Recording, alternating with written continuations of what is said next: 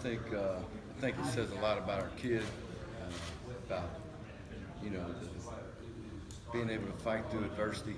I think a lot of times we take for granted it's easy to do things when things are going good, but being able to fight through adversity, that tells you a lot about the character of the players on this team. Tells you a lot about just the tenacity to want to get better every day.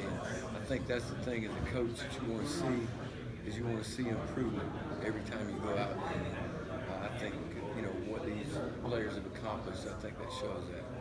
Were there, after that Louisville game seems so far away now, were there changes that had to be made after that game, or is it just things start clicking? What was the difference? Well, I think people have asked that a lot.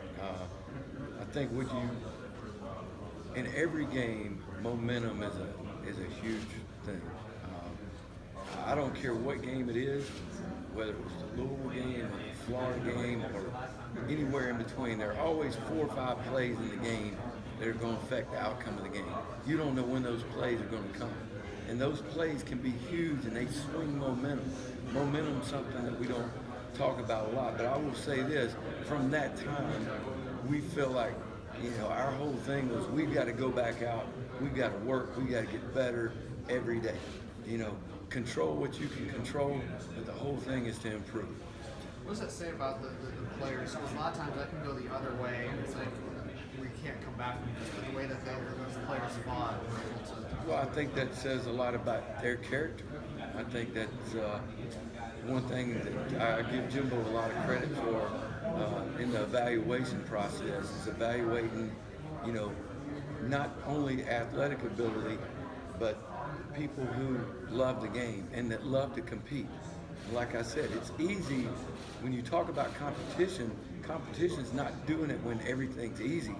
Competition's doing it no matter what the situation is. It's trying to win no matter what situation you're put in.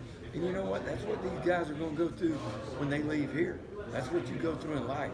I mean, every day you wake up, things aren't going to be easy. It's not going to go the way you think it's supposed to.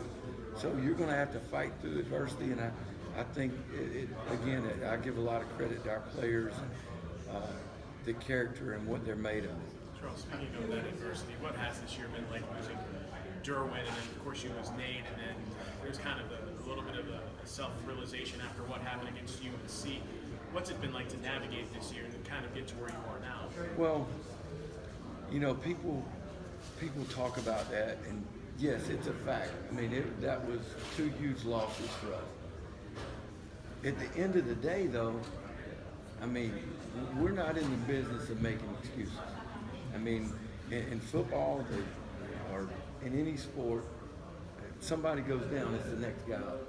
And the biggest thing that we tried to concentrate on was making sure we kept developing the players. I believe in what Jimbo talks about all the time. Listen, don't worry about the results, worry about the process, worry about going out there and working every day. And I can tell you from early on, when some of these young guys got opportunities, they got better. I mean, you can see, Kyle Myers has gotten better, true freshman. Levante Taylor's gotten better. Carlos Becker in the last couple of games has really come on. A.J. Westbrook. So, yes, it was a tough blow. I mean, we would have loved to have had those players. They mean a lot to our program. But it's one thing you can't dwell on that, because if you dwell on those things, then there's no way that you can get better. Charles, what role did the Miami game play in moving this team forward? That was a close game. You're right here in this stadium. Right. How did that kind of play into the evolution of this team? Well, I think I think that's when we talk about momentum.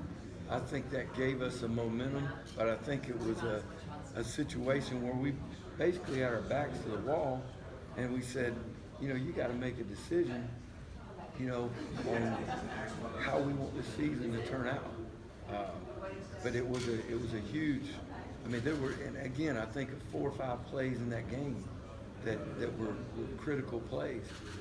Sometimes those plays, maybe the general public, you don't look at those plays as saying, "Ooh, that's a dynamic play," but there were. I can remember 4 or 5 times in that game where there were some situations where it'd be third down. I think like getting off the field on third down early in that game is just creating some momentum. I think was a big key. Late in the game in the red zone when Tavares made the interception down there, that was critical. I think there was another play that happened in that game. Tavares had a chance to intercept a pass to end the game, and didn't make the play on the ball. But rather than that affecting us the next play, it's coming back the next play and making a play the next play. That's how you change momentum, is doing those kinds of things. So yes, I think that was a big part of our season. What have you seen from Michigan, and how will they challenge this defense? I think that what I think Coach Harbaugh does a great job of is plays a lot of people, and they all have key roles in the offense. And they're all, when you look at who carries the ball or who catches the ball, who throws the ball, they're very balanced. To me, it's a true pro-style offense. He does a good job of changing personnel groupings, changing formations, making you find certain guys at certain times. It's just, and I go back, I remember playing against his dad when I first got in college coaching. His dad was the head coach at Western Kentucky. Tremendous coach. He was one of the, when I first got in the business, one of the guys that all young coaches looked up to. And you can see some of the plays that he runs. You can see the influence of his father. Maybe not in the exact same way they line up, but the plays that they run, I can see. I can remember when Coach Harbaugh, and that's a sign of a good coach, is what you accumulate over the years and you pull out of that bag and use those things. But he does a tremendous job, does a good job of keeping you off balance. Run pass, first, second down. I think they do a good job of getting in manageable third down situations. So it's going to be a huge challenge for us. Last time we spoke to you in a bowl game situation, you kind of conveyed the emotion of how happy you were to be here in that time. There was, of course, some difficult points in the year. Fans were frustrated, some calling for you to be gone. What was that like for you to deal with? I guess try to ignore those distractions while still trying to fix this defense. Well, first of all, we got the greatest fans in the world, and I think every coach that wants to be at this level, which most do, are appreciative to have fans that feel that way.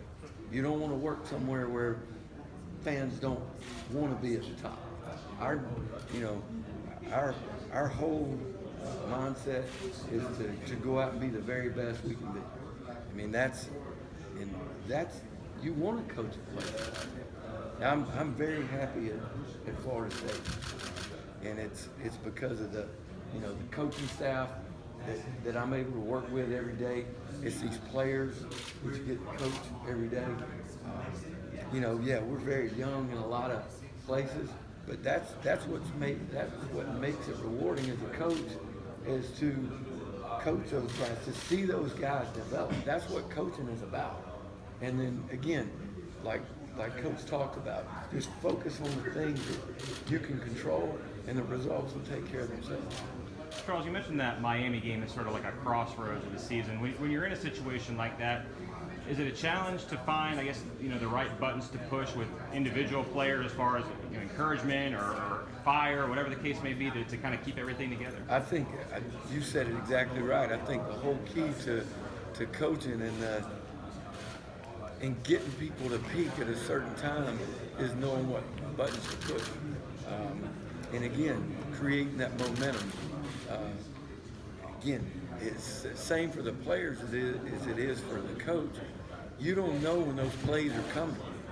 They're those 4 or 5 plays that are going to affect that outcome. You don't know when they're coming. So you gotta assume that it's every play of the game. You gotta play the play like it's that play. You gotta coach that play like it's that play. But I think it's one of those things where, yes, there's times you got to encourage, and then there's times you got to put the foot down. Is Tavares maybe a good example of that? A guy who pretty clearly it seems got better over the course of the season.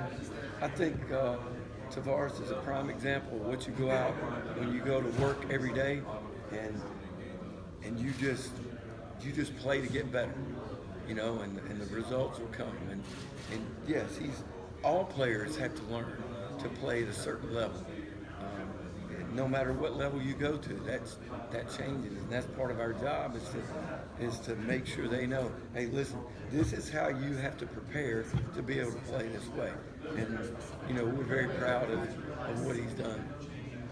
Coach, last 2 years, bowl games have not been too kind of you. Have you guys taken a different approach into this game, or have you guys changed anything the way you attack a bowl week?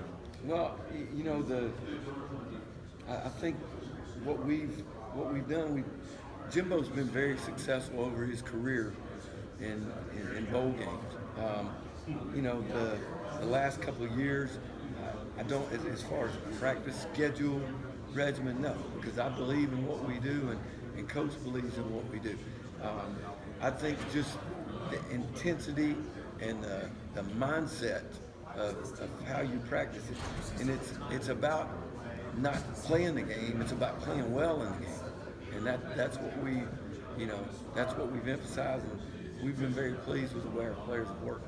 And then when you get to major bowl games, you're going to face good competition. But it seems like the last 2 years also, you face guys that have had giant chips on their shoulder. Oregon felt like they had something to prove. Last year, Houston had something to prove. This year, another Michigan team with something to really prove. What's that like, knowing that every time you're getting a team's best when they come to face you? Well, and you're going to get that every week when you're at Florida State. That's part of it. And I'm sure Michigan feels that way. They're a great football team with great tradition. So I'm sure they feel the same way when they play every week. But that's the challenge of being here, and that's why you come to Florida State, is to play in these types of games. And you know, when you play every week, you got to expect everybody's best, and that's what we expect, you know, in this game.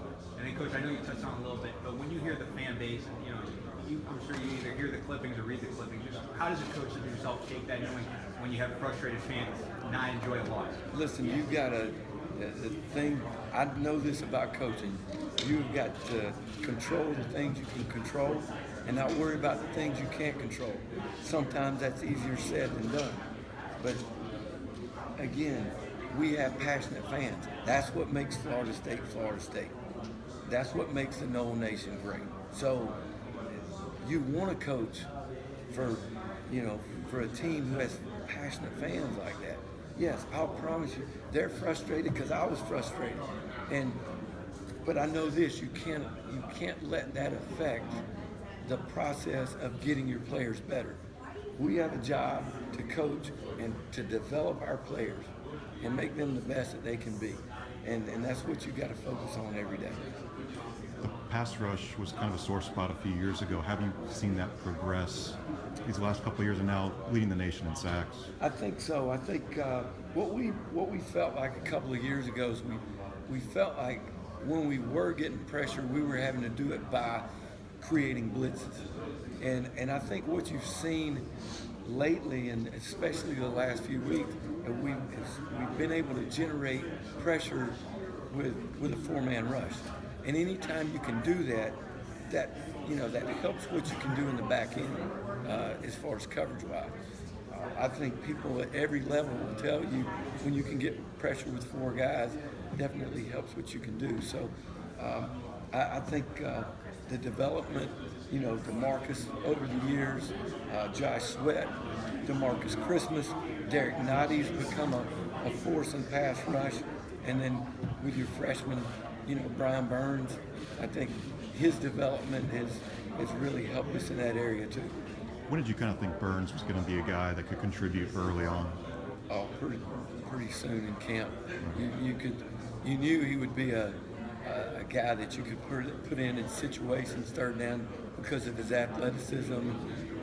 He's so limber, and he can get around that edge. But I'm gonna tell you, Brian is a very smart young man too. Picks up things very well. He's really fun to coach. Coach, you probably answered this in your first question, but just who does this team remind you of, if anybody, their Michigan offense? You know, it's they're very different. I mean, I can't pinpoint a team that we play. And the reason why I say that they're probably as true a pro style offense.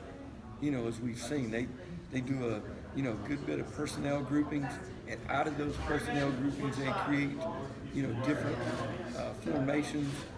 They use a lot of different players. I think that's the thing that stood out to me the most was, how many different players that he uses to create plays. With his, he can go with 2 tight ends. He can go with 2 backs and 1 tight end. He can go with 3 wide receivers. When they use Peppers in the game on offense, he just creates situations. Really makes you do a good job of recognizing, what's in the game, and just does a good job of keeping you off balance. You have a number of juniors like every year who are evaluating options, stay or go. How do you advise these guys when they're trying to make that decision? Actually, our policy has always been we haven't really talked about any of that. I mean, and I got to give a lot of credit to our players. You haven't heard any of that on our team. None of it. Sometimes you hear I haven't heard any of that. Jimbo has a process that he goes through with those guys to educate them on making the best decision for them and their family and what's best for their future. I think Jimbo's always done a good job with that, and he'll follow the same suit. DeMarcus and Marquez, are they good examples of guys who have obviously graduated and now the chance to improve their draft stock by coming back? No doubt. I think that was they both took the information that Coach Fisher and our support staff gave them. They took that information, made educated decisions, and I think it's going to work out for both those guys.